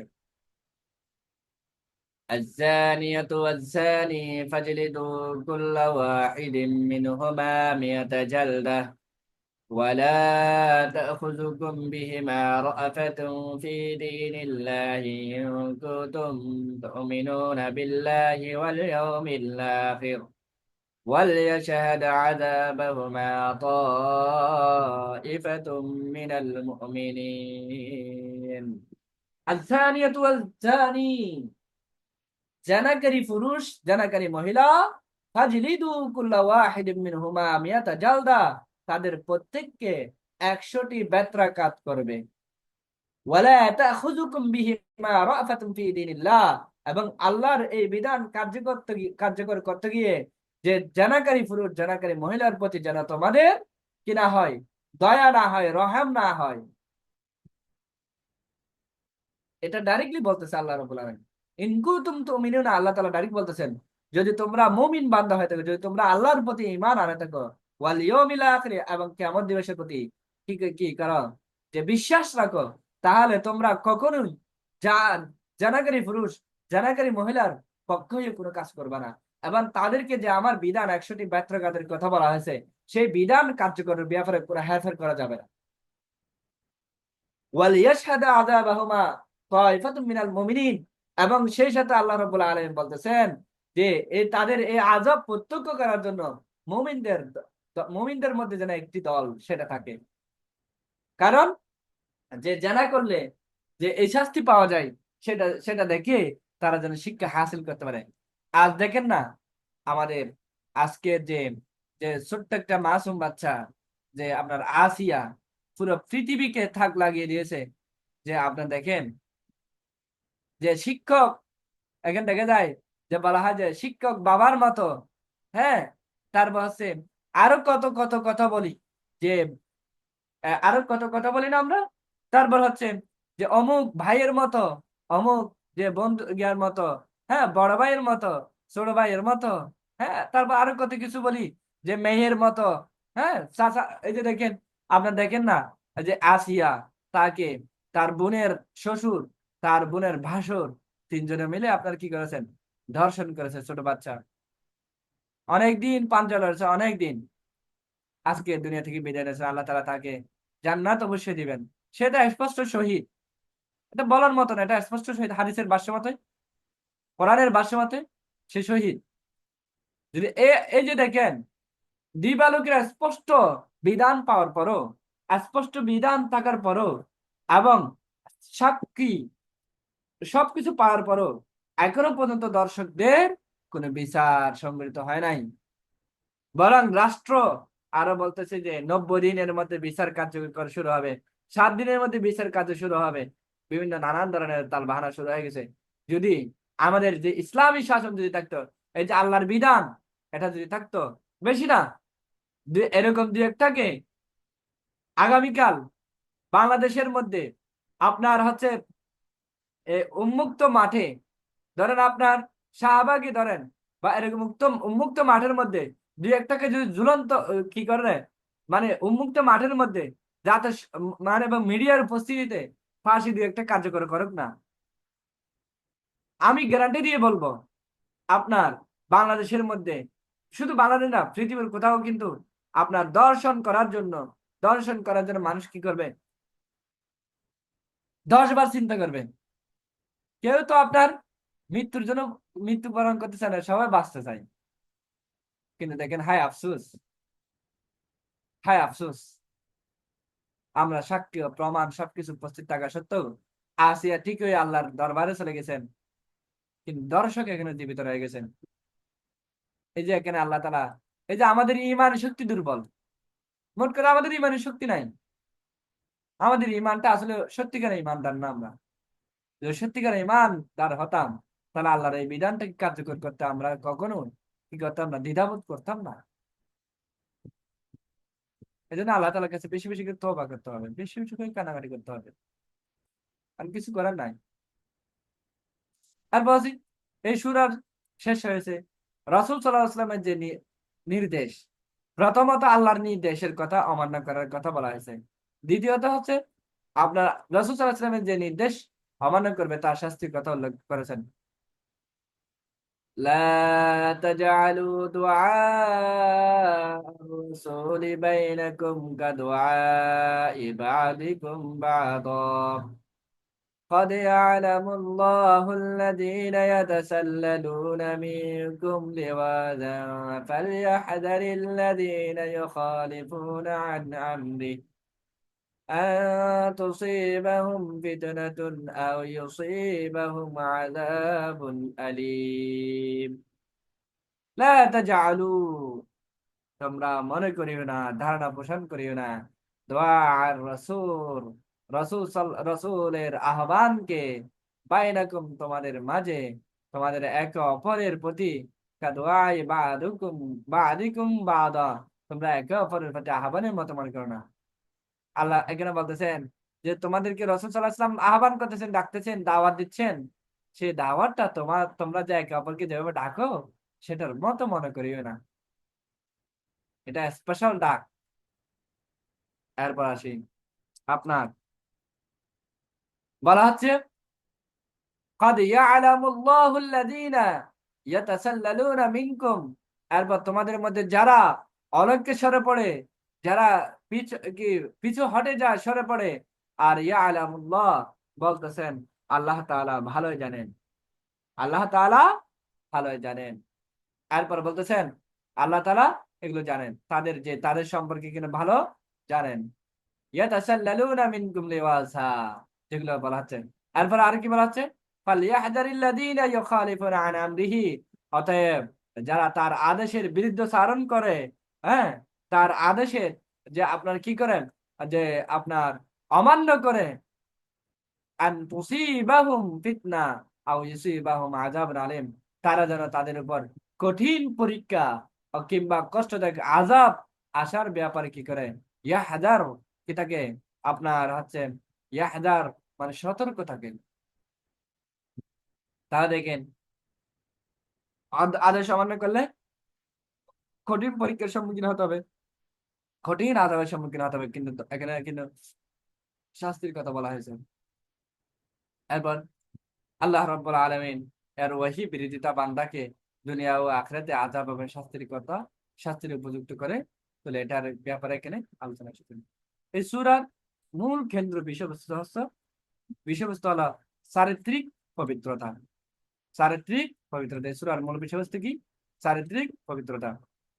সূরার মূল আলোচ্য বিষয়টা হলো যে আরো আলোচ্য বিষয় যেটা হচ্ছে ব্যভিচারে লিপ্ত হওয়া এবং সতীসাধী নারীদের ব্যাপারে অপবাদ দেওয়া একটা দণ্ডনীয় অপরাধ, কারণ সমাজের উপর এসবের মারাত্মক কি পড়ে, প্রভাব পড়ে। তারপর উম্মুল মুমিনিন আয়েশা সিদ্দিকা রাদিয়াল্লাহু তাআলার উপর আরোপিত যে নির্দলা যে মিথ্যা অপবাদ দেওয়া হয়েছিল বনী মুস্তালিকের যুদ্ধের সময়, সেই মিথ্যা অপবাদের খণ্ডন করা হয়েছে। এরপর অশ্লীলতা, বেহাপনার বেহাপনার দূষণ থেকে সমাজকে পবিত্র রাখার জন্য, পবিত্র রাখার উপায় উপকরণ আল্লাহ রাব্বুল আলামিন এই সূরার মধ্যে বর্ণনা করে দিয়েছেন।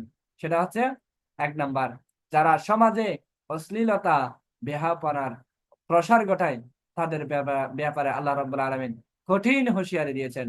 2 নাম্বার, নারী পুরুষ উভয়কে দৃষ্টি অবনত রাখার নির্দেশ দিয়েছেন, দৃষ্টি হেফাজত করার কথা নির্দেশ দিয়েছেন। 3 নাম্বার, মাহারাম ছাড়া অন্যদের সামনে নিজেদের সৌন্দর্য প্রকাশের ব্যাপারে আল্লাহ রাব্বুল আলামিন নিষেধাজ্ঞা আরোপ করেছেন। তারপর 4 নাম্বার, যুবক যুবতীদেরকে বিয়ের প্রতি উৎসাহ প্রদান করা হয়েছে, যদিও বা তারা কি গরিব হয়, এবং আল্লাহ তাআলা এটাও বলছেন তারা গরিব হলে তাদেরকে আমি ধনী করে দিব, তারা যেন তারপরে উপযুক্ত বয়সে কি করে ফেলে, বিয়ে করে ফেলে। এরপর কারো কক্ষে প্রবেশ করার পূর্বে অনুমতি নেওয়ার আদব এ ব্যাপারে আলোচনা এসেছেন। এরপর শয়তানের পদাঙ্ক অনুসরণ করার ব্যাপারে সতর্কীকরণ করা হয়েছে। এরপর আর কি কি যে সমাজকে পবিত্র করতে গেলে আপনার এই 6টি কাজের কথা এখানে আলোচনা এসেছেন। এরপর হচ্ছে সমাজের পরিশুদ্ধ শুরু হয় আল্লাহর ঘর মসজিদের ইবাদত থেকে, আর ইবাদতের মধ্যে সর্বশ্রেষ্ঠ ইবাদত হলো সালাত। এবং আরো কি বর্ণনা করেছে, মেহমানদারির আদব, আতিথেয়তার শিষ্টাচার সম্পর্কে আলোচনা এসেছে। তারপর পৃথিবীর নেতৃত্ব লাভের উপায় অপকরণ সম্পর্কে এই সূরার মধ্যে আলোচনা এসেছে। আনুষঙ্গিক বিষয়, দৃষ্টি অবনত রাখার নির্দেশ দেওয়ার পূর্বে এই আয়াতটি এসেছে, আল্লাহু নূরুস সামাওয়াতি ওয়াল আরদ, আল্লাহ তাআলা আসমান মণ্ডল ও জমিনের নূর। অর্থাৎ এখান থেকে বোঝা যায় যে ব্যক্তি তার দৃষ্টিকে অবনত রাখবে, হ্যাঁ, হেফাজত রাখবে, হারাম থেকে নজরকে সংযত রাখবে, আল্লাহ তাআলা তার হৃদয়কে আলোকিত করবেন, তার অন্তরে হিকমা, তার অন্তরে প্রজ্ঞা ধারণ করবেন, এমনটাই বলা হচ্ছে এই আয়াতের মধ্যে। এরপর কারো চরিত্র এবং কারো ইজ্জত নিয়ে কোনো অপবাদ রটানো হয়ে গেলে সমাজের মানুষদের উপর আল্লাহ তাআলা 4টি কাজ ফরজ করে দিয়েছেন। 1 নাম্বার, সংশ্লিষ্ট ব্যক্তির ব্যাপারে সুধারণা পোষণ করা। 2 নাম্বার, অপবাদ শোনা মাত্রই দলিল প্রমাণ উপস্থাপন করার দাবি করা। আচ্ছা, 2 নাম্বার আপনার হচ্ছে অপবাদ শোনা মাত্রই তাৎক্ষণিকভাবে সুস্পষ্ট ভাষায় প্রত্যাখ্যান করতে হবে। 3 নাম্বার যে কাজটি করতে হবে, অপবাদের পক্ষে দলিল প্রমাণ উপস্থাপন করার দাবি করা। 4 নাম্বার, এ ব্যাপারে মন্তব্য করতে তাড়াহুড়া না করা, অর্থাৎ সময় নিয়ে কাজ করা। এক কথায় কোন মুসলিম ভাই বোনের চরিত্র নিয়ে কোন অপবাদ কানে আসলে আমরা বলবো তাকে আমরা কি বলবো, সশ্রয়তম বলে জানি এমনটা বলবো। এবং এটি যে তার ব্যাপারে যে মিথ্যা অপবাদ ছাড়া কিছু নয়, এবং এই মৃত্যুগুলো কেন তাদের দাবির পক্ষে প্রমাণ পেশ করছে না, এটা আমরা আগে থেকে বলবো। যদি কেউ যদি বলে অমুক খারাপ, দূরে সে তো ভালো মানুষ, যে তুমি যে কথা যে বলতেছো তার ব্যাপারে একটা দলিল দাও, এভাবেই কি করতে হবে প্রথমত। তারপর সুস্পষ্ট প্রমাণ ছাড়া এমন জঘন্য অপবাদ আমরা কি করতে চাই না, শুনতে চাই না, এ ব্যাপারে কিছু বলতেও চাই না। এমন ভিত্তিহীন গুজবের কোনো গুরুত্ব আমাদের কাছে নাই, এরূপ কথা যেন বলে, এভাবেও আল্লাহ রাব্বুল আলামিন এখানে শিক্ষা দিয়েছেন। এরপর হচ্ছে লজ্জাস্থানের পবিত্রতা অঙ্গ প্রত্যঙ্গের পবিত্রতার উপর নির্ভরশীল। কি বললাম? লজ্জাস্থানের পবিত্রতা অঙ্গ প্রত্যঙ্গের পবিত্রতার উপর নির্ভরশীল। এই সূরার মধ্যে কয়টি অঙ্গ? 9টি, মোট 9টি অঙ্গ প্রত্যঙ্গের কথা বলেছেন।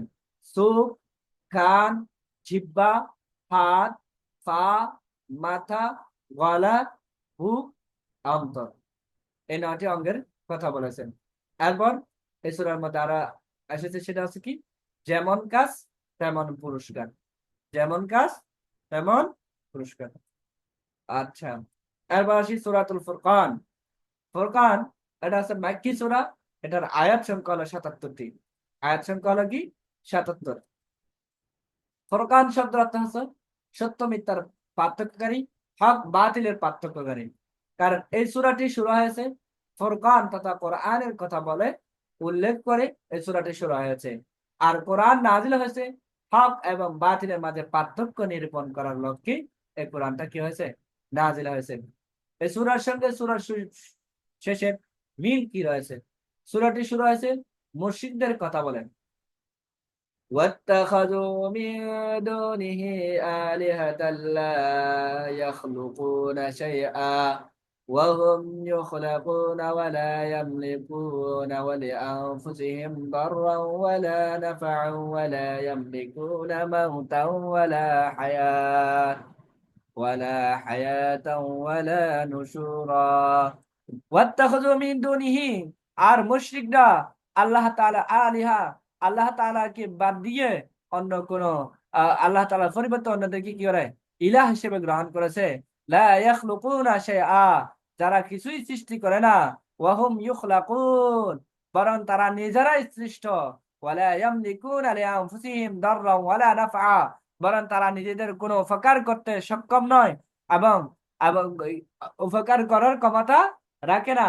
দররান, এবং কারো কি অপকার করার ক্ষমতা রাখে না। ওয়ালা ইয়ামলিকুনা মাউতান ওয়ালা হায়াতান ওয়ালা নুশুরা, আর তারা যাদের ইলাহ হিসেবে গ্রহণ করেছেন তারা কারো মৃত্যু দেওয়ার শক্তি রাখে না, ক্ষমতা রাখে না, কারো জীবন দেওয়ার ক্ষমতাও রাখে না, কারো উত্থান করার, অর্থাৎ মৃত্যুর পর উত্থান করার ক্ষমতাও তারা রাখে না। সুতরাং এমন মানুষকে তারা কি হিসেবে গ্রহণ করে নিয়েছেন, রব হিসেবে গ্রহণ করছেন, ইলাহ হিসেবে গ্রহণ করতেছেন।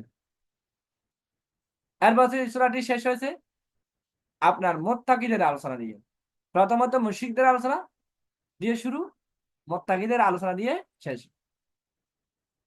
وعباد الرحمن الذين لا يم وعباد الرحمن الذين يمشون على الأرض هونا وإذا خاطبهم الجاهلون قالوا سلاما والذين يبيتون لربهم سجدا وقياما والذين يقولون ربنا اصرف عنا عذاب جهنم إن عذابها كان غراما إنها ساءت مستقرا ومقاما والذين إذا أنفقوا لم يسرفوا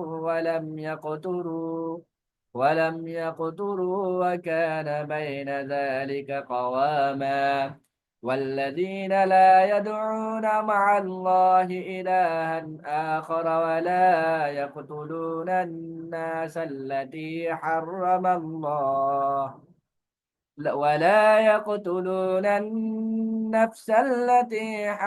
الله إلا بالحق ولا يزنون ومن يفعل ذلك يلقى أثاما يضاعف له العذاب يوم القيامة ويخلد فيه مهانا إلا من تاب وآمن وعمل عملا صالحا فأولئك يبدل الله سيئاتهم حسنات وكان الله غفورا رحيما ومن تاب وعمل صالحا فإنه يتوب إلى الله متابا والذين لا يشهدون الزور وإذا مروا باللغو مروا كراما والذين إذا ذكروا بآيات ربهم لم يخروا عليها صما وعميانا والذين يقولون ربنا هب لنا من أزواجنا وذرياتنا قرة أعين واجعلنا للمتقين إماما أولئك يجزون الغرفة بما صبروا ويلقون فيها تحية وسلاما خالدين فيها حسنت مستقرا ومقاما দেখেন আল্লাহ রাব্বুল আলামিন এখানে ইবাদুর রহমান আল্লাহর বান্দার পরিচয়গুলো দিচ্ছেন। কারা আল্লাহর বান্দা? আল্লাহর বান্দা কারা? হুম এ ব্যাপারে আল্লাহ রাব্বুল আলামিন নিজেই এখানে পরিচয় দিচ্ছেন। ওয়া ইবাদুর রহমান, আর তারাই হলো রহমানের বান্দা, আর তারা হলো রহমানের বান্দা। আল্লাযীনা, কারা? যারা আপনার ইয়ামশুনা আলাল আরদি হাওনা, যারা আল্লাহ তাআলার জমিনে হাওনা দাম্ভিকতা ছাড়া অর্থাৎ নম্রভাবে পৃথিবীতে চলাচল করে। ইয়ামশুনা চলাচল করে আলাল আরদি জমিনের মধ্যে হাওনা নম্রভাবে, অহংকার অহংকার ছাড়া না, অহংকার ব্যতীত নম্র ভদ্রভাবে কি করে পৃথিবীতে চলাচল করে। ওয়াইজা খাতাবাহুমুল জাহিলুন, আর মূর্খরা যখন তাদের সাথে কথা বলতে দেয়, বলতে থাকলে তখন কল, তারা বলে সালামা, সালামা, তোমাদেরকে সালাম, তোমাদের সালাম। তারা হলেন রহমান, রহমানের বান্দা কারা? আল্লাহ রাব্বুল আলামিনের বান্দা তারাই যারা জমিনের মধ্যে নম্র ভদ্রভাবে অহংকার ব্যতীত তারা যারা চলাচল করে, এবং যারা আপনার মূর্খরা যখন তাদের বিরুদ্ধে তর্ক বিতর্ক করতে চায়, কথা বলতে চায়, তখন সেক্ষেত্রে তারা তাদেরকে সালামা বলে কি করে বিদায় করে। তারা হলো রহমানের বান্দা।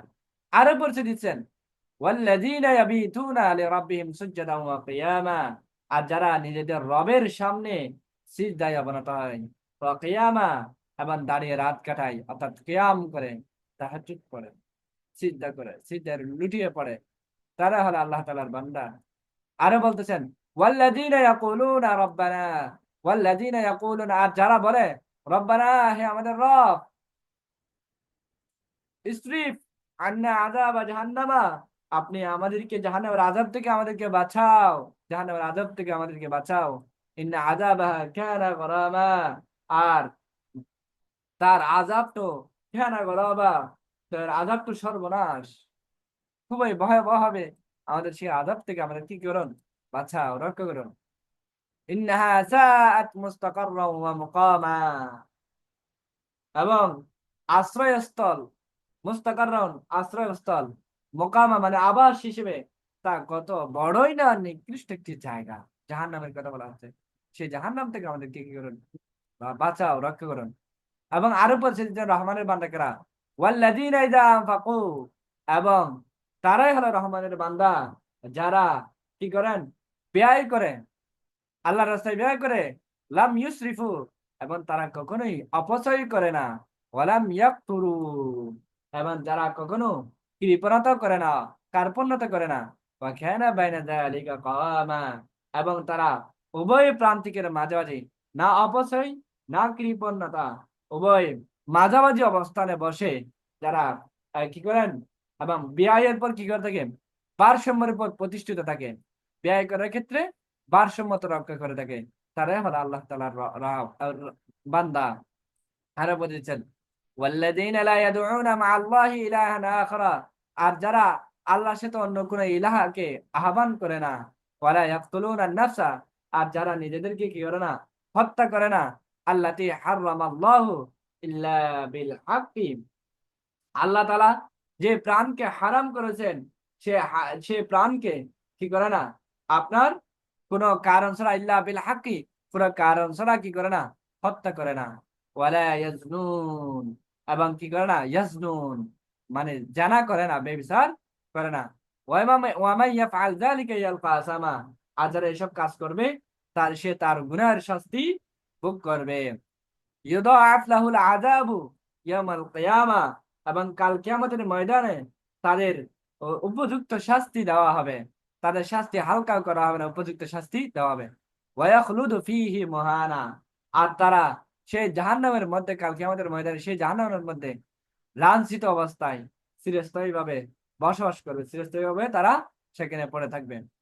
ইল্লা মান তাবা, কিন্তু যারা তওবা করে, ওয়া আমানা ঈমান আনয়ন করে, ওয়া আমিলা আমালান সালিহা, এবং যারা ভালো কাজ করে, সৎ কাজ করে থাকে, তারা ব্যতীত, ফাউলাইকা ইউবাদদিলুল্লাহু, অথবা তাদেরকে আল্লাহ তাআলা কি করবেন পরিবর্তন করে দিবেন, সাইয়্যাতিহিম, তাদের খারাপ আমলের, তাদের খারাপ আমলকে হাসানাত, তাদের খারাপ কাজকে সৎ কাজের দ্বারা তাদের কি করে দিবেন আল্লাহ রাব্বুল আলামিন পরিবর্তন করে দিবেন যদি তওবা করে। ওয়া কানা আল্লাহু গফুরুর রাহিমা, আর তারা হলো, আর আল্লাহ রাব্বুল আলামিন হচ্ছেন ক্ষমাশীল, রহিমা পরম দয়ালু। ওয়া মান তাবা, আর যে ব্যক্তি তওবা করে, ওয়া আমিলা সালিহা, আমল সালেহ ভালো কাজ করে, ফাইন্নাহু ইয়াতুবু ইলাল্লাহি মাতাবা, আর সে সব সময় আল্লাহর দিকে ফিরে আসার মতোই কি আসে, ফিরে আসে, সে আল্লাহর কাছে যেভাবে ফিরে আসার কথা সেভাবে কি ফিরেই আসে, যে তওবা করে আমল সালেহ করে।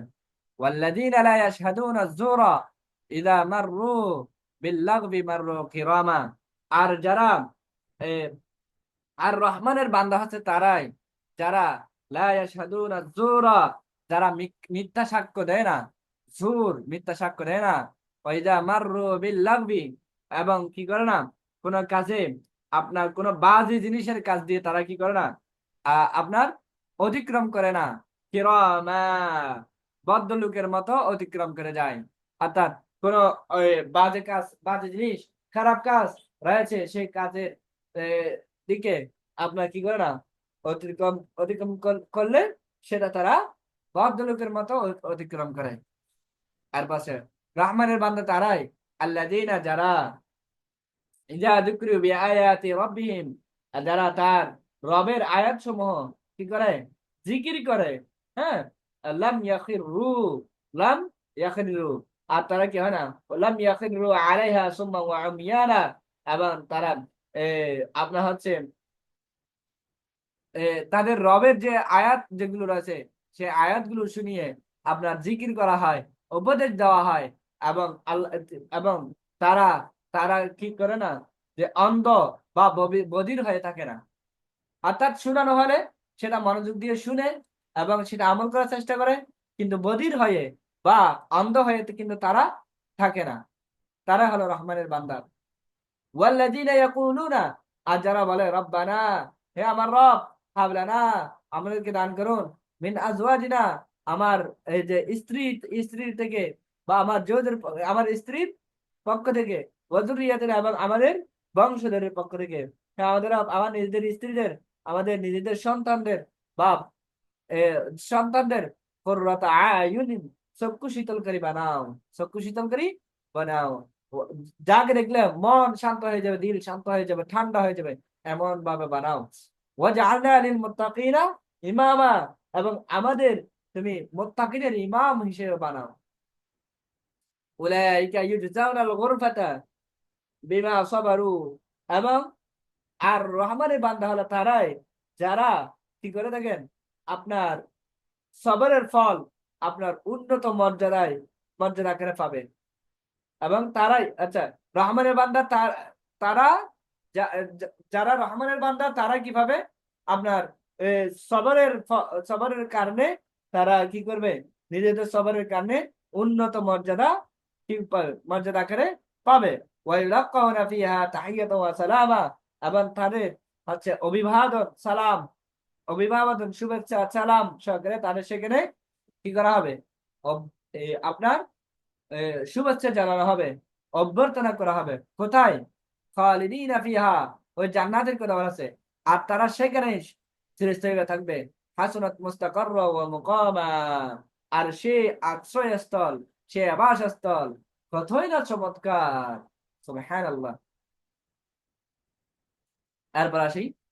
তো এভাবে আয়াতের শুরু শেষ করা হয়েছে, যাতে মুত্তাকি বান্দাদের বৈশিষ্ট্য, মুশরিকদের বৈশিষ্ট্য এবং উভয়ের পরিণাম সুস্পষ্ট করার মাধ্যমে তুলনামূলক পর্যালোচনা করার মাধ্যমে মানুষ নিজেরা নিজেদের জীবন থেকে কি করতে পারে, বেছে নিতে পারে।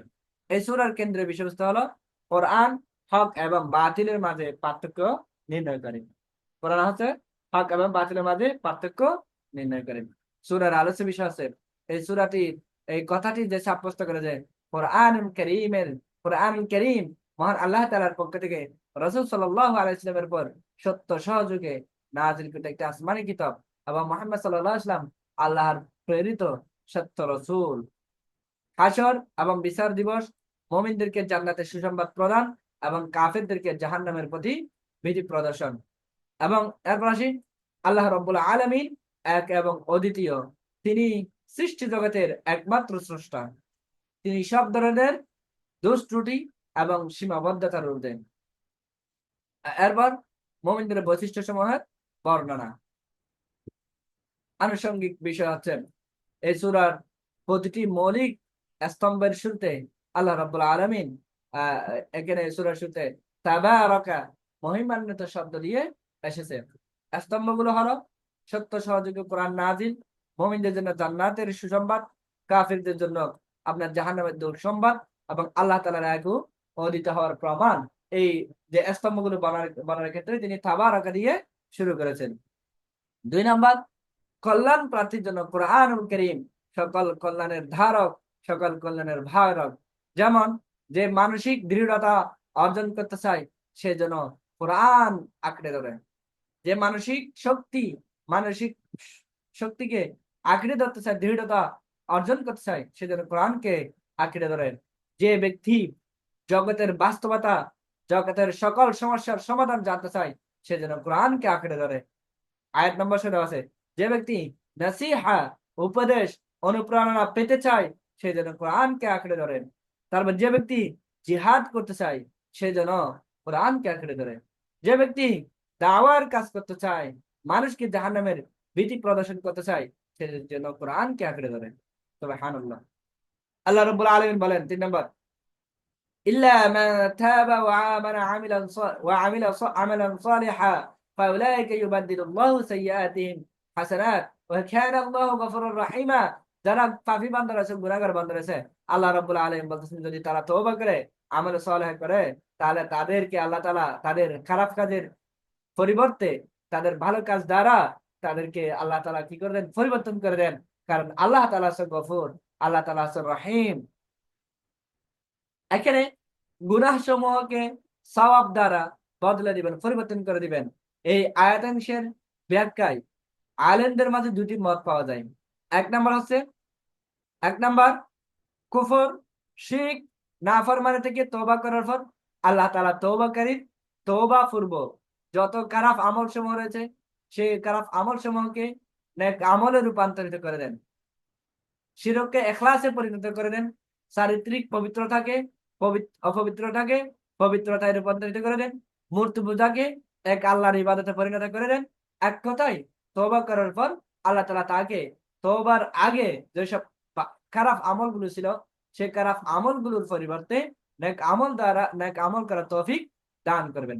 2 নাম্বার, আলেমদের আরেকটি মত হচ্ছে তওবা করার পর আক্ষরিক করতে আল্লাহ তাআলা তওবাকারীর আমল নামায় পূর্বে যেসব গুনাহগুলো করেছেন সেই গুনাহগুলোর পরিবর্তে সওয়াব লিখে দিবেন, সওয়াব লিখে দেবেন। হাদিসেও এই বক্তব্যের সমর্থন পাওয়া যায়। যেমন আল্লাহ রাসূল সাল্লাল্লাহু আলাইহি ওয়াসাল্লাম ইরশাদ করেন যে লা ইয়াতামান্নায়ান্না আকওয়ামুন লাউ আকসারু মিনাস সাইয়্যাত। কিয়ামতের দিন অনেক লোক আশা আকাঙ্ক্ষা করবে, কামনা করবে যে তারা যদি আরো বেশি বেশি কি করতো, গুনাহ করতো। সাহাবীগণ জানতেছিলেন, ইয়া রাসূলুল্লাহ, তারা কারা যারা কিয়ামতের দিন অনেক বেশি গুনাহ করতে চাইবে? তো এমনটা কারা চাইবে? তো তখন আল্লাহ রাসূল সাল্লাল্লাহু আলাইহি ওয়াসাল্লাম বলছেন, আল্লাযীনা বাদদালাল্লাহু সাইয়্যাতিহিম হাসানাত, যারা আল্লাহ তাআলা যাদের গুনাহসমূহকে সওয়াব দ্বারা পরিবর্তন করে দিবেন, তাদের কথা এখানে বলা হয়েছে। এই আর কি। এরপর আছি 4 নাম্বার, আল্লাহ রাব্বুল আলামিন বলেন, ওয়ামা আরসালনাকা ক্বাবলাকা মিনাল মুরসালিনা ইল্লা ইন্নাহুম লায়াকুলুনা আত-তাআমা ওয়া ইয়ামশুনা ফিল আসওয়াক وجعلنا بعضكم لبعض فتنة فتنة أتصبرون وكان ربك بصيرا وما أرسلنا قبلك মিনাল মুরসালিন, আর তোমাদের পূর্বে আমি যে সকল নবী রাসূল, যে সকল রাসূল প্রেরণ করেছি, ইল- ইল্লা ইন্নাহুম লা ইয়াকুলুনা তাআম, তারা সকলে তো কি করত, খাওয়া দাওয়া করত, ওয়া ইয়ামশুনা ফিল আসওয়াক, তারা হাট বাজারে চলাফেরা করত, ওয়া জাআলনা বা'দাকুম লিবাদিন, আর তারপর হচ্ছে এরপরে আর কি বলা হচ্ছে, বা'দাকুম লিবাদিন ফিতনা, এর মানে আল্লাহ তাআলা বলতেছেন ওয়াজআলনা বা'দাকুম লিবা'দিন ফিতনা, তারপর হচ্ছে আর আমি কি করেছি, তোমাদেরকে তোমাদের পরস্পরের জন্য আমি পরীক্ষার মাধ্যম হিসেবে বানিয়েছি। আতাসবিরুনা, তোমরা কি সবর করবে, আমি যে পরীক্ষার মাধ্যম বানিয়েছি। তারা হাট, সবাই নবী রাসূল যারা আছে তারা তো খাওয়া দাওয়া করে, হাট বাজারে চলাফেরা সবকিছু করে, তারপরে আমি তোমাদেরকে একটা কি পরীক্ষার মাধ্যম বানিয়েছি, তোমরা কি সবর করবে। ওয়া কানা রাব্বুকা বাসীরা, আর আল্লাহ রাব্বুল আলামিন তোমার রব, তিনি সবকিছু দেখেন, সবকিছু। এখানে অর্থাৎ মুসিবত, দুনিয়াটা হচ্ছে মুসিবত এবং পরীক্ষার স্থান। এই দুনিয়াটা কি মুসিবত এবং পরীক্ষার স্থান। আল্লাহ তাআলা মানব জাতিকে পরস্পরের জন্য পরীক্ষার মাধ্যম হিসেবে বানিয়েছেন। কি হিসেবে বানিয়েছেন? পরীক্ষার মাধ্যম হিসেবে। সুস্থ মানুষ অসুস্থ মানুষের জন্য পরীক্ষা, সুস্থ মানুষ অসুস্থ মানুষের জন্য পরীক্ষা, ধনী গরিবের জন্য পরীক্ষা, ধনী গরিবের জন্য পরীক্ষা,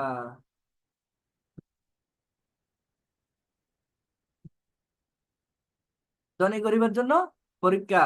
তারপর হচ্ছে আপনার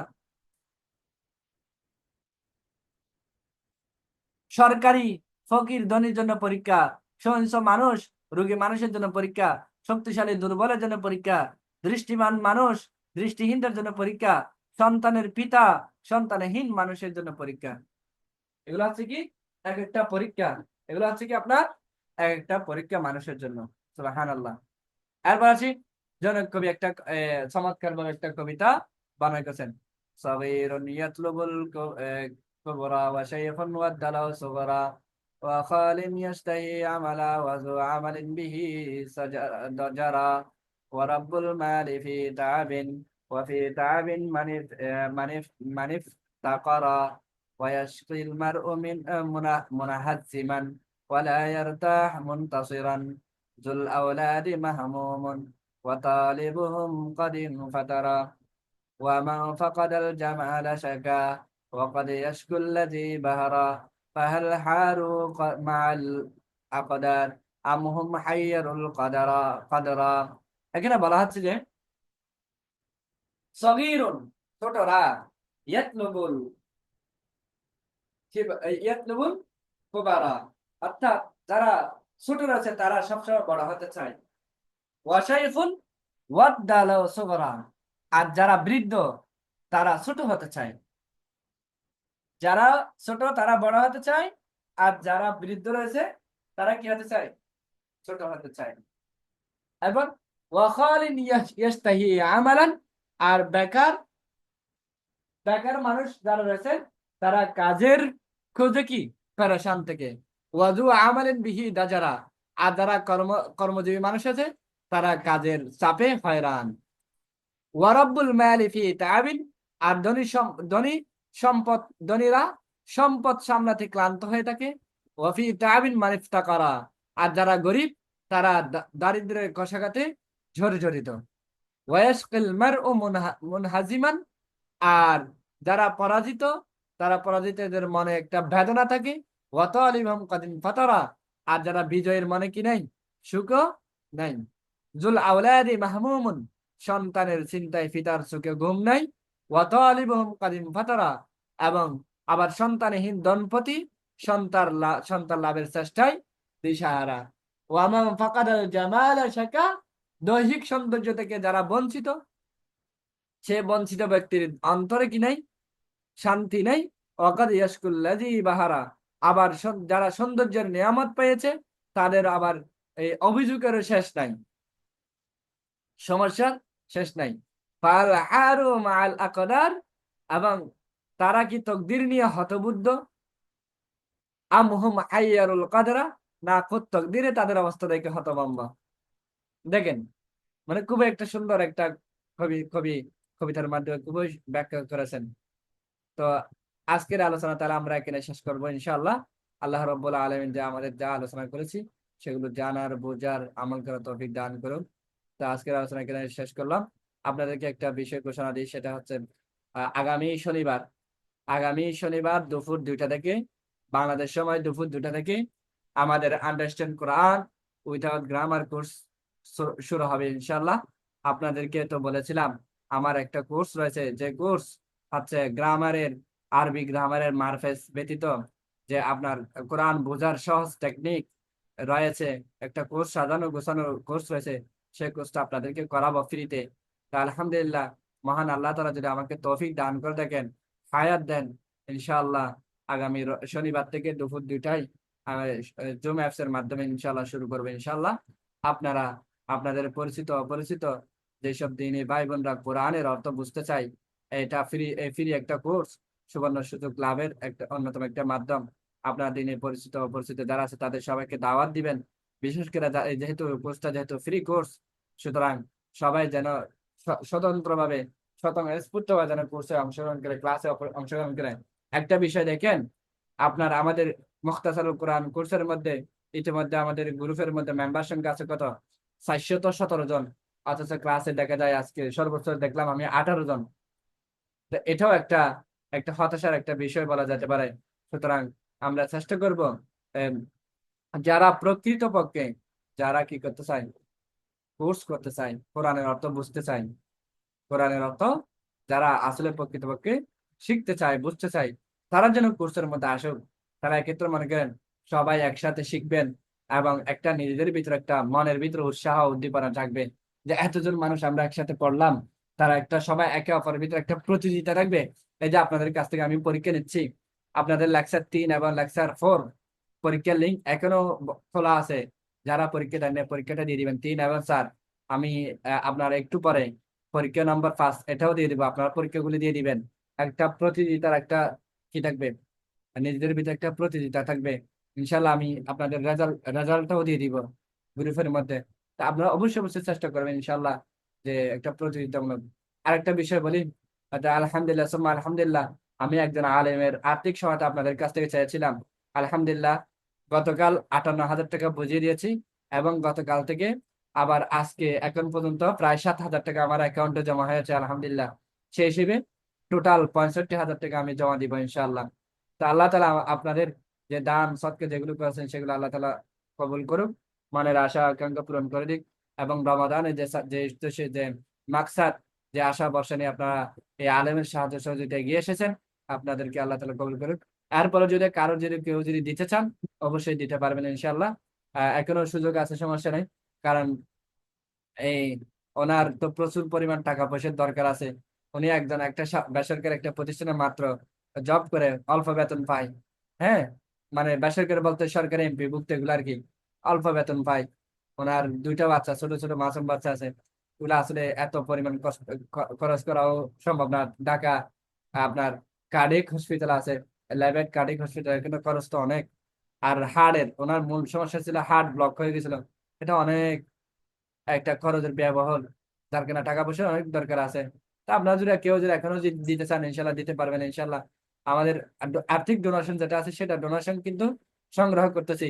কিন্তু আসলে গ্রুপের মধ্যে বারবার মেসেজ দিলে গ্রুপের মধ্যে বারবার সবাই বিরক্ত হয়ে যাবে।